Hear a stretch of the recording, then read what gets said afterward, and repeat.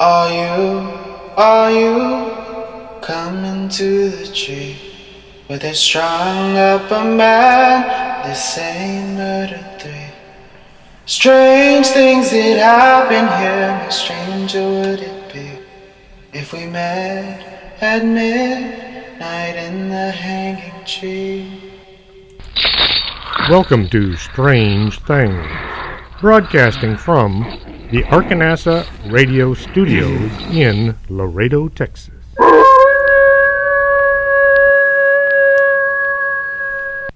And welcome to the show. I'm your host, Chris James. Tonight we're going to be talking about pole shifts. Tonight's show was suggested by Bill Lahr. He said I should read a book called Cataclysm of the Earth, The Hab Theory Reloaded by Hugh Auchincloss Brown. I read it. Well, most of it. It gave me a headache. It's a very scientific book with lots of lists and graphs. I had to blast through the book so I could get the show done. Usually it takes me about a week to read a book. I am not a speed reader. I have to read each word. I don't read thoughts or phrases. Each word has to go through my eyeballs and into my brain. Then sometimes I have to do it a second time because it doesn't always stick. This used to give me trouble when I was in school. It even gave me trouble when I was in college. When I was studying to become a paramedic, I had to stay up late at night trying to read all the information. Taking a test was another thing. It would take me longer than anybody else because I was constantly having to read each question several times to make sure I understood what they were asking. Didn't give me any trouble in the Army because, well, the Army is geared to a little bit lower IQ. At least their training. I'm talking basic training here, not the advanced courses. If you've listened to the show before, you'll know one of our sponsors is the Organic Man Coffee Trike, the best coffee in town. What do you do if you aren't anywhere near Laredo? Well, you can try the Sasquatch Coffee Company. You may have heard Gunnar Monson, who was on the show a few years ago talking about Bigfoot. Gunnar was on March 22nd, 2018. You can still find the show on YouTube. If you'd like to look at his coffee or try some, you can find him at squatchcoffee.com. It's Sasquatch, but without the S-A in the front. If you join their one-year club, you can get a bag of coffee delivered to your home each and every month, and you'll save money. You can find interesting coffee blends, such as the Tree Knock and the Eye Shine. A veritable cornucopia of selections at your fingertips. Go to squatchcoffee.com and check them out. I understand the Organic Man Coffee Trike is about to launch an online store. This will be great for those of you living too far away to visit the place. I'll keep you up to date on how their business is coming. I went through training at Fort Knox, Kentucky back in 1985. I was 27 years old, the second oldest guy in our company. Coach was 30. I understand why the Army likes young recruits. It took me only a few days to understand the psychology involved in basic training. From then on, I just kind of sat back and enjoyed the whole process. We were in something called OSUT, One Station Unit Training. It was like having basic training for 6 months. 6 months under the care and guidance of the same drill sergeants. Sergeants Curry, Wilcox, and Sergeant Carr. It was a interesting time to be around. You've heard the old saying, never volunteer for anything while in basic. You always wind up going on nasty details where you get to work twice as hard and 3 times as long as everybody else. From day one, anytime the drill sergeant said, "We need a volunteer," I had my hand up. I went on every detail they had. I swept the parking lot. I cleaned the officers' building. I did guard duty late at night and on weekends. The entire first month at Fort Knox, I had 0 free time. So what? Nobody could do anything anyway. I could either go somewhere and do something, or I could stay in the barracks and clean the building. You can only polish your boots so many times. Along about the 3rd month, the drill sergeant would ask for volunteers and I'd put up my hand. About half the time, he would pick somebody else. Usually, somebody didn't have their hand up. By the 4th month, I would hardly ever get picked for details. The 5th month, I would be told to put my hand down. I hardly ever had to go on any details. I had CQ runner 1 time, and I was never sent on KP. My weekends were pretty much my own for those last 2 months. I went into Fort Knox as an E1, and I got out as an E3. All the guys with some college who were recruited as E2s all graduated as E2s. During our training, one of the courses that just seemed to be beyond a lot of my fellow soldiers was map reading. Some guys just could not get the concept no matter how easy it was. There was magnetic north, true north, and grid north. Magnetic north is where the compasses always point. True north is aimed right at Santa's workshop at the North Pole. Grid north is the up and down pointed lines on the map. A military map is divided up into grid squares. The top is always north. Military maps are designed to be easy to read and work with. You don't have to remember very much because everything is written down on the map. The whole bottom of the map is covered in notes that make using it easy. It tells you what the colors mean. It has all the little symbols listed and what they represent. It tells you how to measure distances, and it tells you how to convert from grid north to magnetic north, or from magnetic north to grid north. This is where some of the confusion got intense. North on a map is always north on the ground. North is not always north on the ground. The top of the map is north. All the grid lines go north and south, east and west. Nice straight lines. As you look at your destination on the map and then translate it to where you're going to walk, things get a little messy.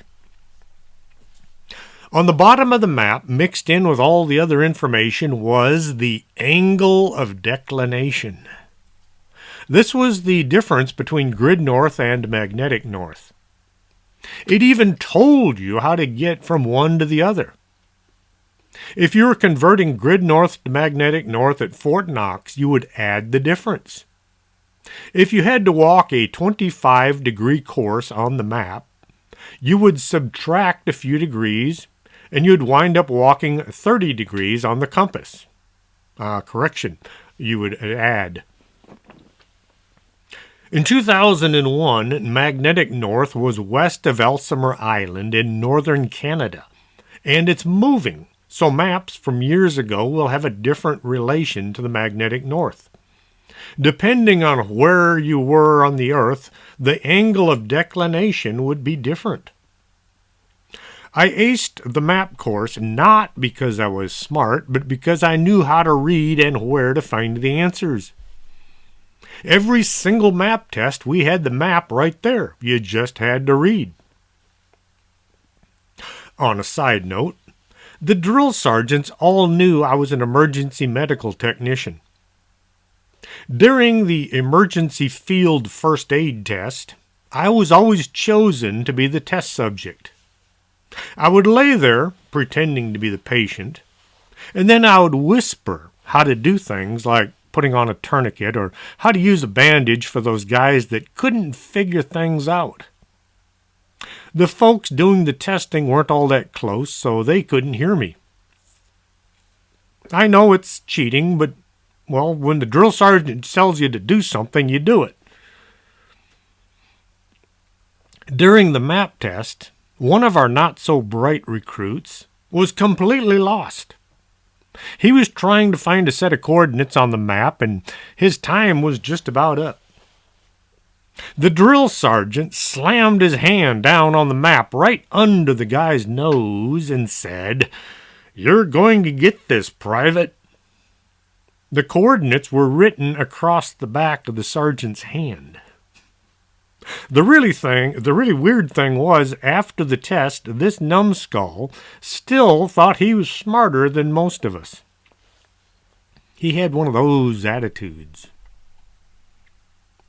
When we went to the pistol range, the drill sergeants would check our pockets for ammo before we could leave. The same thing happened at the rifle range. We had to turn out our pockets and say, "No brass, no ammo, Sergeant," before we could leave. They took steps to see to it, and no one smuggled out anything dangerous. At the grenade range, would you expect anything different? We had a mental midget try to sneak a grenade off the range. He had it in his pocket. The drill sergeant asked him, "What you got in your pocket, Private?" because there was a huge bulge in his cargo pants. The private said, "Nothing, drill sergeant." So the drill sergeant said, "Why don't you reach in there and show me nothing then?" Well, out came a grenade. The bonehead wound up receiving an Article 15 for his lack of thought. If a military member gets into trouble for a minor offense and it does not require a judicial hearing, Article 15 of the UCMJ, that's the Uniform Code of Military Justice, allows for the commanding officer to decide the innocence or guilt and administer the punishment to the offender if necessary. Well, even though he had a grenade, it was in basic training, so they just charged him $350. That was most of his monthly pay. As we were learning about maps, we also learned how to navigate using the stars. Polaris is the North Star. It never moves. It is always right over the North Pole when viewed from the United States. To find Polaris, you have to get your bearings first. This is where that saying comes from. You need to get your bearings. Not bearings like steel balls. Bearings as in Ursa Major and Ursa Minor. Ursa Major and Ursa Minor are also known as the Big Dipper and the Little Dipper. You can easily find the Big Dipper. Then you look at the two stars on the far end of the cup. 4 times the distance between these two stars is a very bright star. This is the head of the Little Dipper, also known as Ursa Minor. Ursa Minor and Ursa Major are the big and little bears. So to navigate, you have to find the bears. That is why you need to get your bearings. It's amazing what you learn in basic training if you just keep your ears open.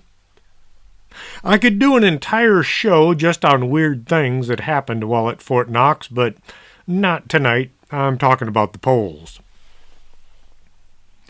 A compass points towards a magnetic mass to our north. That mass is a result of spinning molten iron and nickel that is 1,800 miles below the surface. The magnetic mass is on the move. It has changed place enough that maps from 10 or 20 years ago are off. The angle of declination will be off enough that if you have to navigate a long distance you'll need a new angle. A few degrees right or left will amount to thousands of meters when you arrive at what's supposed to be your destination. The magnetic mass moving around about under the Earth's surface is supposed to suddenly and dramatically move from the northern hemisphere to the southern hemisphere. Some say this shift is in location. Some say the shift in location is going to flip the Earth over. That would be very exciting and very dangerous. One website said the pole shift will not directly affect humans. Now that is good news. Then it went on to say, however, it will cause a weakening magnetic field, oceanic floods, earthquakes, supervolcanoes, mass extinctions, and a loss of electricity. In addition to these natural disasters, there will be social unrest due to the loss of jobs and the devaluation of local currency. Well, this sounds like it will have an effect on humans. It is not exactly known as to when the pole shift will happen. Some scientists claim that it could happen in the next couple of thousand years. Others claim it could happen in our lifetime. And the irreversible magnetic pole shift is already happening. When will the Earth's magnetic field flip? The magnetic poles tend to shift once every 350,000 years. And the last one is supposed to have happened 780,000 years ago. So we're supposed to be long overdue for a pole shift. Some scientists think when the pole shift happens, the Earth's magnetic field will weaken. The magnetic fields keep harmful radiation away from us. Should the fields weaken, radiation would burn everything to a crisp. This will be combined with earthquakes, floods, worldwide hurricanes, bad things in general. Now the good news is there will be no actual physical effect on the human body. This should make us all happier as the floods and hurricanes and radiations turn our planet into Mars. Robert Rengifo was a Chilean professor who studied and taught in the early decades of the 20th century. He had an interest in the prehistory of America, and he presented his views in the Proceedings of the prestigious Société Scientifique de Chile, also known as the Scientific Society of Chile, from 1904 until 1935. He focused on the Aboriginal people of Chile, and in particular Patagonia, in the extreme south end. His attention was drawn even farther south to Antarctica, where he concluded men had originated. Now this goes against mainstream science that say that man originated in Africa. Rengifo thought that following a cataclysmic axial pole shift, destroying Atlantis, which was located in Antarctica, people were forced to migrate, populating the rest of the Americas, and from there they moved to the rest of the world. While some of his conclusions may appear purely speculative, Rengifo thought his views would eventually be vindicated by archaeology. The Monte Verde site in southern Chile has since been dated to around 11,000 BC. In addition, the enormous dressed stone blocks of El Enledrillo, also in Chile, raise questions about the technological capabilities of the region's earlier inhabitants. El Enledrillo is located in center of Chile near the Lircay River. The archaeological site has some unexplainable discoveries in it. Things like a huge stone floor or deck that is made from massive blocks. There were several stone thrones that each weighed 10 tons. There are standing stones located at the site that line up perfectly with the north-south axis.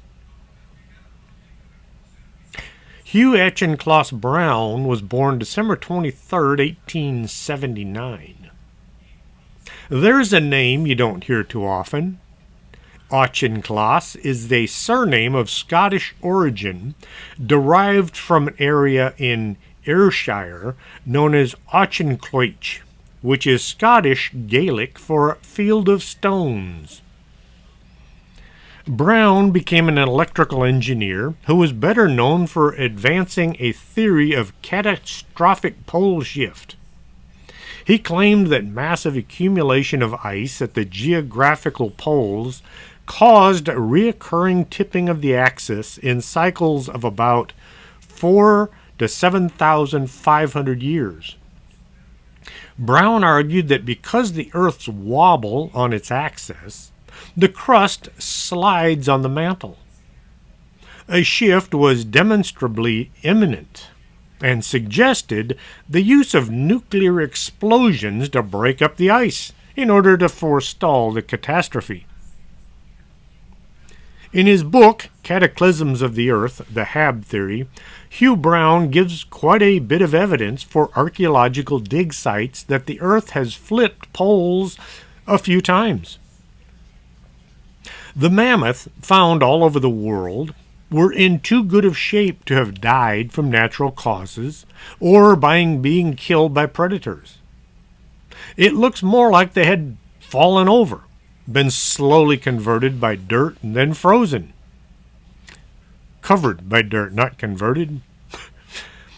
They seem to have died under normal conditions. Food found in the animals' mouths and stomachs pointed to them being killed and frozen in a matter of hours and not days. This combines with the fact that the food these mammoths were eating grew in tropical regions. Mammoth remains are usually found in northern climates. Tropical grasses and trees don't grow in cold climates. Many frozen animals were found with broken bones. These injuries looked as if something had caused the beasts to fall suddenly and violently to the ground, as if the ground was suddenly moved from under their feet. The ground under the ice sheets that covered the northern parts of the United States and Europe show plants that had been frozen. Had the climate slowly grown colder, the plants would have been dead long before the ice covered them. Instead, the scientists have found green plants that were frozen. This led Brown to believe the Ice Age happened in a matter of days instead of years. The area around Hudson Bay, which at one time was covered in an ice sheet, shows signs of meltwater that ran in all directions. Northern flow would indicate that the land north of Hudson Bay was warmer than the bay itself. This led Brown to believe the North Pole had been, at that time, located in central Canada. In his book The Path of the Pole, written in 1970, Charles Hapgood expresses the hypothesis that the poles have changed their positions 3 times during the past 100,000 years. Between 50,000 and 12,000 years ago, at the end of the Pleistocene, the North Pole was located somewhere around Hudson Bay in eastern Canada, and it moved to its current position in the 12th millennium BC. Hapgood's theory says between 50,000 and 12,000 years ago, an impressive ice cap more than 2 miles thick spread from the Hudson Bay area southwards down to the latitude of New York, westward to join glaciers flowing down from the Rocky Mountains in Alaska. During the same period, northern Europe was covered by ice caps, which at their maximum extended all the way down to London and Berlin. The quantity of water trapped in these ice sheets and in the glaciers scattered around the world was so large that the sea level was about 400 feet lower than it is today. A current scientific explanation for the existence of these ice caps is that they were due to cooler climate all over the world. But this theory is contradicted by the absence during the Ice Age of ice sheets in Siberia, which was actually populated up to its northern regions by mammoths. These were the same creatures found with tropical grasses in their digestive tracts. This makes the case that while Canada, North America, and Europe were covered in ice, Siberia was covered in tropical vegetation. On the other side of the world, the climate was cooler than it is today, yet warmer than the countries covered in ice. Australia and New Zealand may have been partially covered by large glaciers. Antarctica, now completely covered by a thick layer of ice, must then have been partially free of ice. Sediment cores collected in the Wendell area show that in the late Pleistocene era,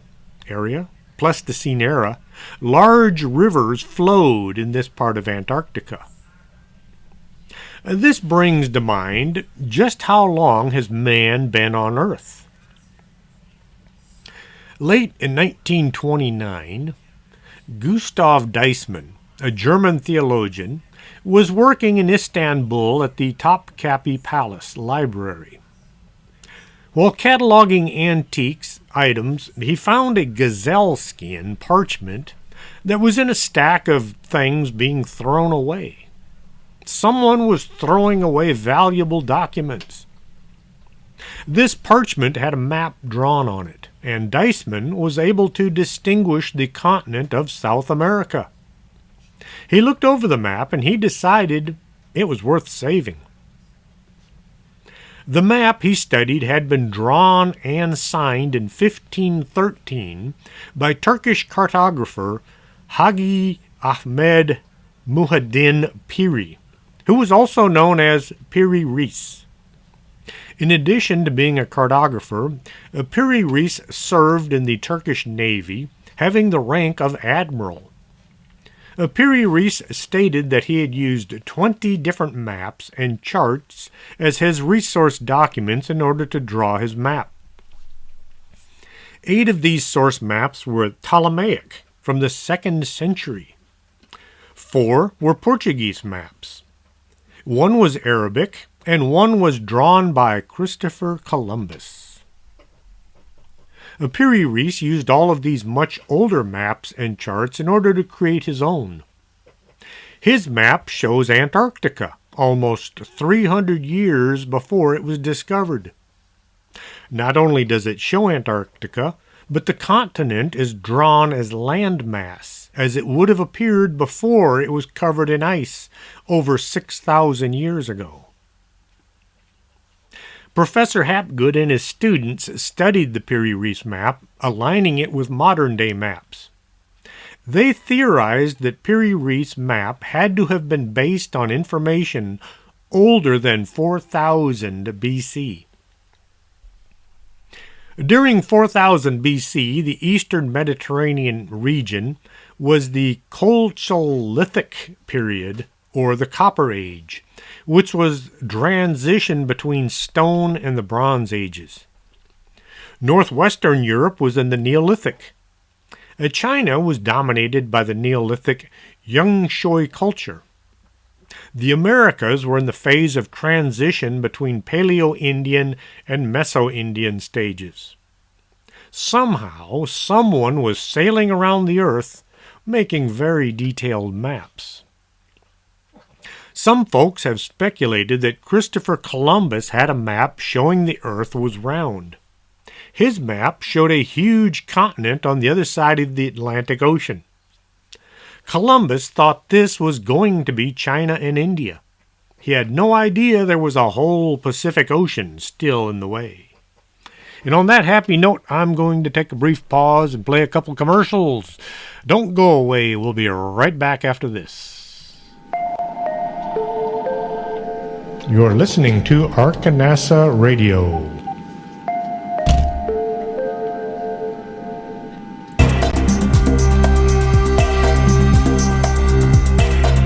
Did you hear a bump in the night and you think it just might be a ghost? Contact the Laredo Paranormal Research Society at laredoparanormal@hotmail.com. That's the LPRS for all your otherworldly needs.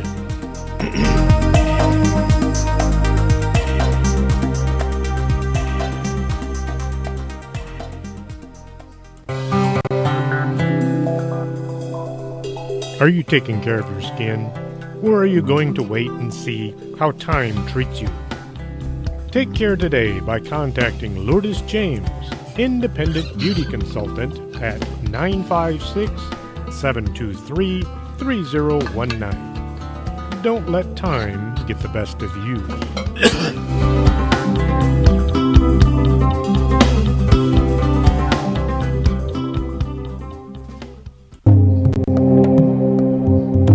Back in 1776, someone said, "Give me coffee or give me death." And if that's how you feel, you should be at the Organic Man Coffee Trike. They make coffee the right way, one delicious cup at a time. 4501 McPherson, Suite number 9. Coffee, the stuff dreams are made of.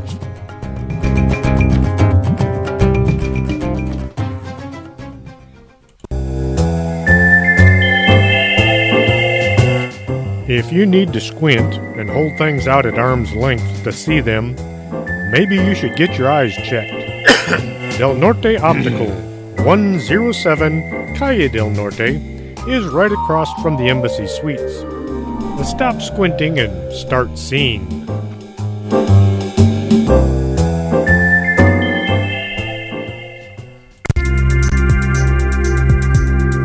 This is Arkanasa Radio you've been listening to.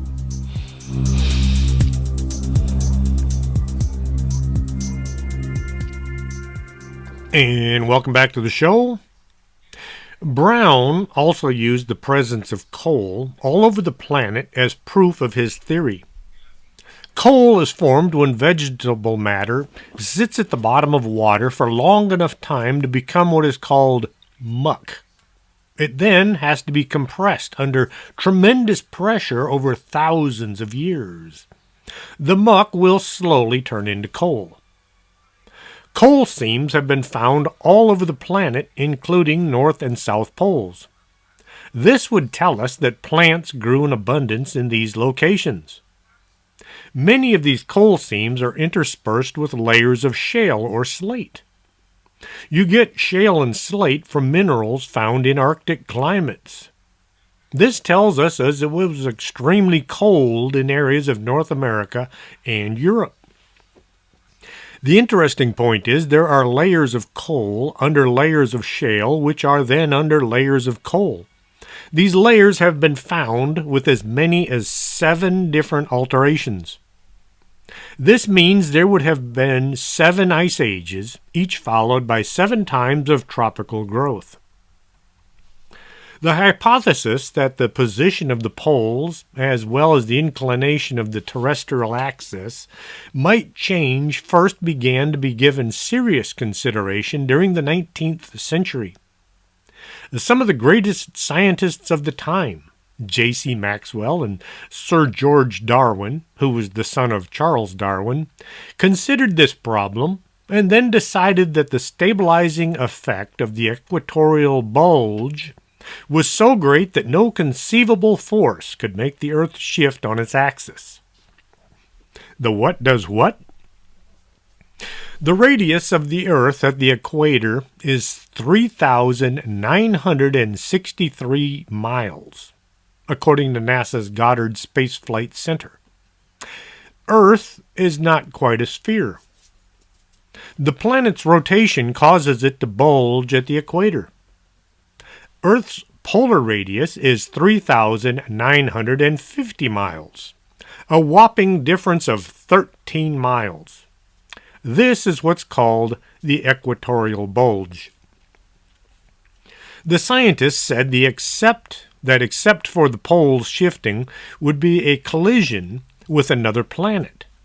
They dismissed this idea of any shift of the poles as impossible, and in fact they decided it wasn't even worth discussing. Hapgood accepted the assumption that the only way the poles could shift was planetary collision, but he also thought that a theory that explained the shift of the poles as a result of the shift of the whole Earth's crust. Based on the research of Russian scientist V.V. Belosov, boy, those Russian names, he assumed that at the depth of approximately 100 miles in the upper mantle, there's a layer of liquid rock which behaves as a kind of a bearing, allowing the whole crust to shift when subjected to a displacing force. Hapgood thought that this force is provided by the centrifugal momentum of ice caps positioned eccentrically with respect to the poles. In this way, the Earth would keep its axis of rotation unchanged, but the poles and the whole Earth surface would shift, changing latitudes. I had to think about that one a bit. He was saying the core of the Earth would maintain its position and slant, but the outer crust would move, and move a lot. The evidence proving that the poles were in different positions during the Pleistocene era is quite impressive, and this explains why Hapgood's theory was approved by scientists such as Einstein and K.F. Mather. Hapgood said it must have taken around 2,000 years for the North Pole to get from one place to another. As something to think about for the Earth's wobble. The moon rotates around the Earth, causing tides to come in and go out. The Earth is also rotating around the moon. Yes, I said that right. The gravitational pull of the moon is great enough that it causes the Earth to spin slightly out of its orbit around the sun. When the moon is overhead, its gravitational pull is countering just slightly the gravitational pull of the Earth. The Earth-Moon system doesn't rotate around its center, but the gravitational center of the Earth-Moon system, which is closer to the moon than to the center of the Earth. Oh man, does this make my head hurt. Too much thinking can be bad for you. Like too much exercise, you get so healthy that it kills you. Now, who is Herbert Allen Boardman? He is the supposed creator of the whole Hab theory. Herbert Allen Boardman was a fictitious character in a book called The Hab Theory by Alan W. Eckert, written in 1976. The fictitious character was based on Hugh Auchincloss Brown, who had died in 1975. Eckert used Brown as the main character, or the basis of the main character, just like Bram Stoker had used Vlad Tepes as the main character of Dracula. Why does the Earth spin, and what causes gravity? Astronomers throughout the ages have observed this rotation, as well as the periodic diversions from regularity, wobbling and such, and they have concluded the frequency of revolution to a high degree of mathematical accuracy. This computation alone does not scientifically account for the rotation of the Earth. What is causing our planet to keep going around? I know about the song, "No, it is not girls with large dimensions." You Queen fans will know what I mean. The scientists say that the cause of the Earth's rotation is the all-pervading force of nature known as celestial radiation energy. The electrical energy rays from celestial space, shot out by countless billions of stars, collide with the Earth, are absorbed by it, and create its materials. These celestial energy rays create a phenomena of weight and strike unevenly, causing the Earth to rotate. This sounds like somebody was trying to explain something and they were grasping at straws. Maybe I'm wrong, but it does sound a lot like the Big Bang Theory.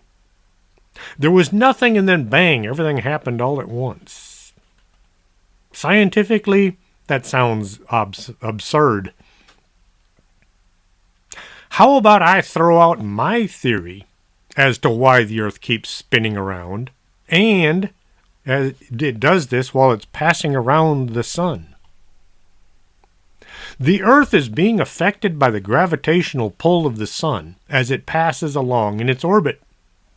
The sun is pulling on the Earth at the same time that the Earth is circling it.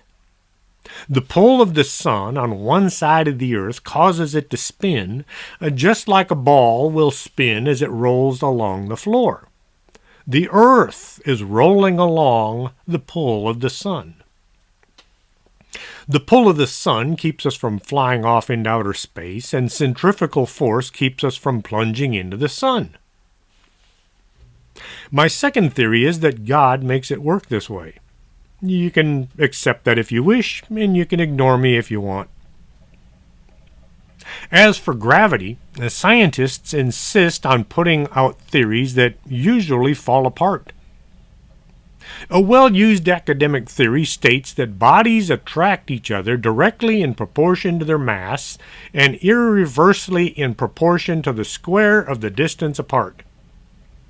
This theory of innate attraction does not hold up against an abundance of factual evidence to the contrary. The mass of a body does not influence its falling speed. All bodies, large and small, fall to the Earth at the same rate of speed. This was first proven by Galileo and was recently confirmed by scientists at Princeton University. In a vacuum, a feather and a bullet fall at the same speed. The square of the distance has no relation to the speed of the falling body. The speed of the falling body is not increased by a factor of 16 at 1/4 the distance to the Earth. It does increase at a fixed rate of approximately 32.2 feet per second during each and every consecutive second of its fall. You can ask all those airborne soldiers about that one. The fact that the Earth does not attract meteorites is based on elementary observation. The records show that meteorites strike the Earth haphazardly at all angles, while others approach very close to the Earth and pass by without hitting it. This clearly indicates that meteorites are not being attracted by the Earth according to the theory of mutual attraction.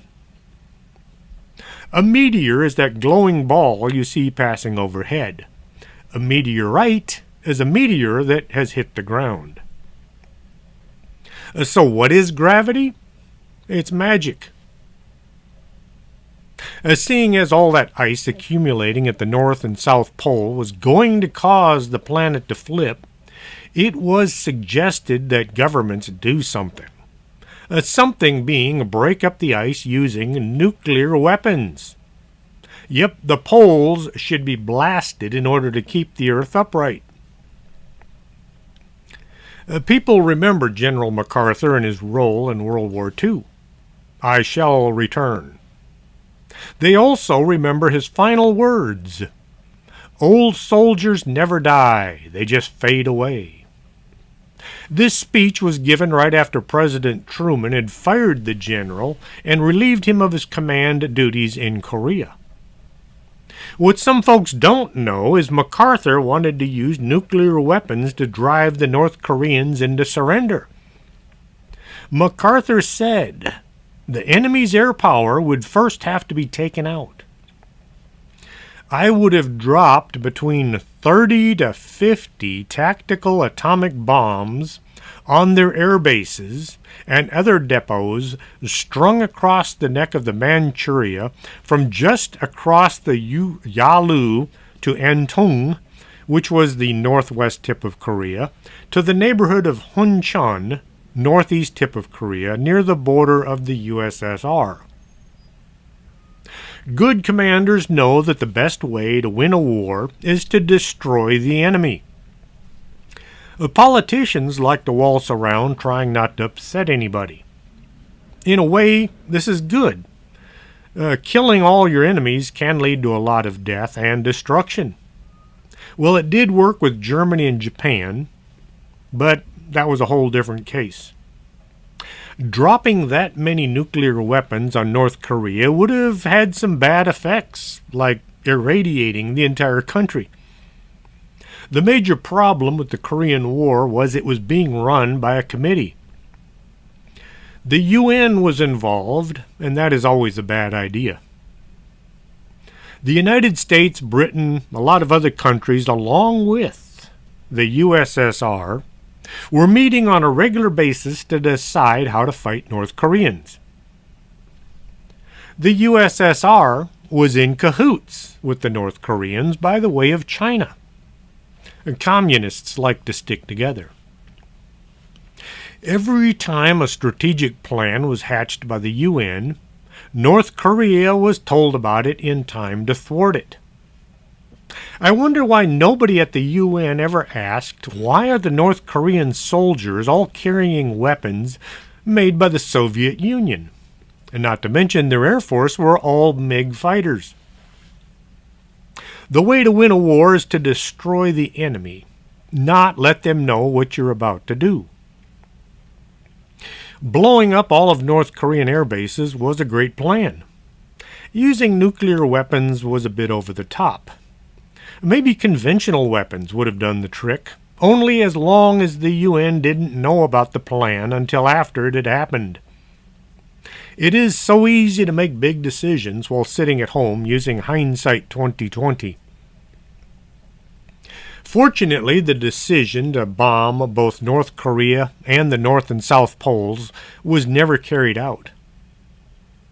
On a side note, the folks yelling about global warming don't take into consideration a warmer atmosphere might just keep the Earth from flipping over. Just a thought. Not everybody believes the Earth was going to flip on its axis. Another theory besides the HAB is the geomagnetic reversal, or aka the magnetic pole shift. The Earth's rotation and orbit would be unaffected. The Earth's crust stays where it is. The change is in the Earth's magnetic field only. The magnetic field is very important because it deflects particle storms and cosmic rays from the sun, as well as highly energetic subatomic particles from deep space.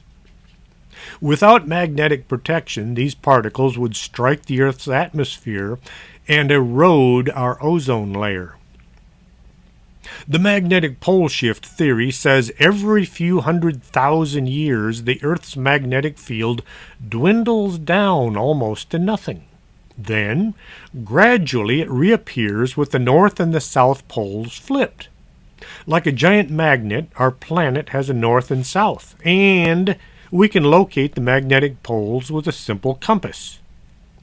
You do know, of course, that the Earth is bipolar, right? The most accepted model of our magnetic field is a dynamo action resulting from the movement of molten iron in our planet's core. Well, such reversals happen at intervals ranging from tens of thousands to many millions of years, with an average interval of approximately 250,000 years. It is believed that the last occurred some 780,000 years ago and is referred to as the Brun-Hess-Matayama reversal, named after the two scientists that came up with it. There have been a total of 184 polarity intervals that we know of in the last 83 million years. The timing for each appears to be random. Now I have to ask, how did they come up with this number? 184 pole shifts. I think they just divided 83 million by somebody's hat size and then they pretended they knew something neat.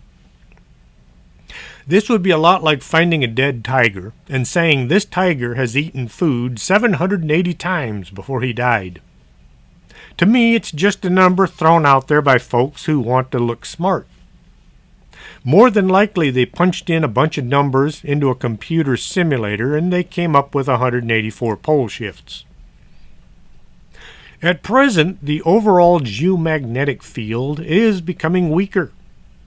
The rapid deterioration began 150 years ago and has recently been accelerating with a total decrease of 10 to 15% over the last 150 years. Our sun also has a magnetic field, and this field reverses every solar maximum, which is about every 11 years. And the next one was due late in 2012. Just like the Mayan calendar. Well, the sun's reversal happens at the peak of magnetic strength. Here on Earth, it seems to happen when the field reaches a low point. The last official full reversal that we know of was 780,000 years ago. A recent excursion is considered by some to also qualify, the Laskamp event, which was 44,000 years ago. I had to look this up also so I could figure it out. Scientists dig a trench in the ground. As they went, they would study the amount of atomic particles they found. As the numbers went up at certain levels, this would lead them to say the Earth's magnetic field was weakening here because the particles were able to reach the Earth's surface. I wonder why and how many of these scientific studies would still happen if the folks involved had to pay for them out of their own pockets. Scientists' research is paid for by us taxpayers. You'd be amazed at some of the crazy research that has been done, like giving an elephant LSD. August 3rd, 1962, Dr. West and his team injected Tusco with 297 milligrams of LSD. Tusco fell over dead, and we paid for this. Getting back to the pole flip. The good thing about the magnetic pole shift theory is the magnetic attraction would move from the North Pole to some other location, maybe the South Pole. This would have all kinds of effects on compasses. I imagine birds that migrate from north to south might be affected as well. Or maybe not. Nature has adapted to all kinds of changes over the years. There's a third type of pole shift where the planet Earth's rotation reverses. This would mean that the direction of sunset and sunrise would reverse. East would become west and west would become east. Well, not really. The sun would come up in the west. No, actually the horizon would move down in the west, showing the sun coming up as it went. This is not discussed much in modern scientific circles, mostly because a reversal of rotation is not possible without an outside agent that would either destroy the planet or remove us from our orbit around the sun. If the planet suddenly stopped rotating, it would cause all manner of problems. We are spinning at about 1,000 miles per hour. This may be why some folks feel uneasy.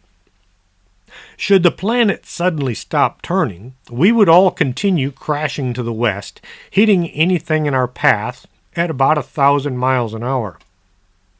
Nobody would last very long. If the planet somehow did get started spinning in the opposite direction, it wouldn't matter because we'd all be kaputski. The main source of thought is computer simulators. You punch in a bunch of numbers and see what pops out in the end. Most times, the folks punching in the numbers are using preconceived ideas as to what the outcome should look like. You don't study global warming unless you believe in global warming. And I don't. Should the poles decide to change places, I think life will go on, only with a few minor changes. Compasses would have to be recalibrated. Airplanes and ships would need a new means of navigation. GPS would work for the most part as long as the satellites stayed in orbit. Folks used to say our power grids would go down, and it would take billions of dollars in order to get back into the 21st century. New studies have come out saying the effects on day-to-day life wouldn't be nearly as disastrous as scientists used to think. Nobody knows for sure what a future holds. Scientists can speculate all they want to, but until it actually happens, we don't know. Think about this. Back just before July 16th, 1945, many top scientists said if they went ahead with the test, the Earth's atmosphere would burst into flames and kill us all. Others believed the test was going to split the Earth in half. They debated this into the early hours of the morning, and then somebody pushed the button. The first modern-day nuclear weapon was detonated, and the Earth was still here. All those scientists that knew for a fact they were right. The nuclear bomb was going to kill us all. It appears they were wrong. These weren't just guys learning how to use a slide rule. These were the top brains in the world, yet they were wrong. Top scientists said it was impossible to launch a spaceship into our Earth's atmosphere. It was absolutely not going to happen. Right up until the first rocket carried men into outer space, the top thinkers were convinced it would never happen. The rocket wasn't strong enough. It would take too much fuel. The crew would all die from passing through the Van Allen belt.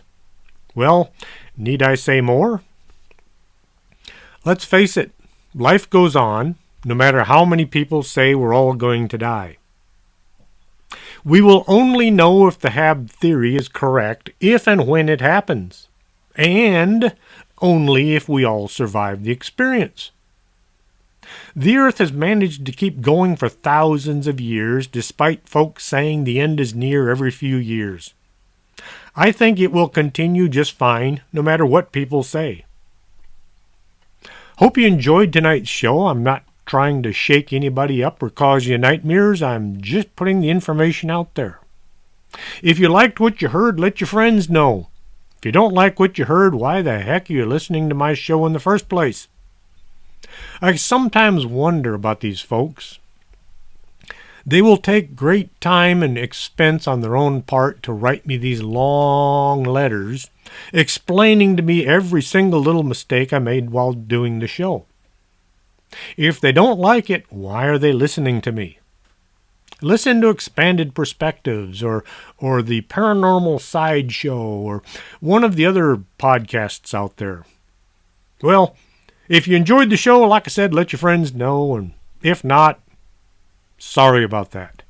Till next Saturday, this is Chris James for Strange Things. Are you coming to the tree where they strung up a man? They say murder 3. Strange things that happen here, how stranger would it be if we met at midnight in the hanging tree?